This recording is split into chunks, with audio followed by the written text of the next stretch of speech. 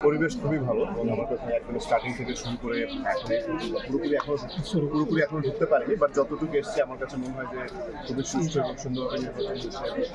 খুব বেশি আউটসাইডার নেই। আমার কাছে মনে হচ্ছে শুধু সাংবাদিক ভাই বোনেরা আছেন।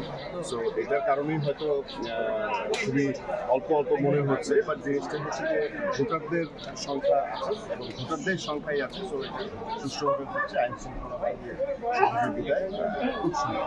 সত্যিকার অর্থে খুবই ভালো লাগে। অনেক মানুষ আছে যাদের সাথে আসলে শুটিংয়ের পারপাসে বা কোনো দাওয়াতে বা কোনো প্রোগ্রামে দেখা হয়, পিকনিক হোক, আসলে আর্টিস্টদের সাথে দেখা হয়। তো আমার কাছে মনে হয় যে নির্বাচনটা অনেক বড় একটা অকেশন, নির্বাচনটা বড় একটা আয়োজন। সো এই আয়োজনের সাথে সবাই থাকতে চায়, সেই জায়গাতে আমিও আছি এবং এসে সবার সাথে দেখা হয়। বহু বছর যাদের সাথে দেখা হয় না, কাজ হয় না, বাট ফোনে কথা হতো, বাট সামনাসামনি দেখা হয়। সেই নির্বাচনটা অবশ্যই একটা বড় দিন আমাদের জন্য, একটা গেট টুগেদারের। সো সেই কারণে ভালো লাগে।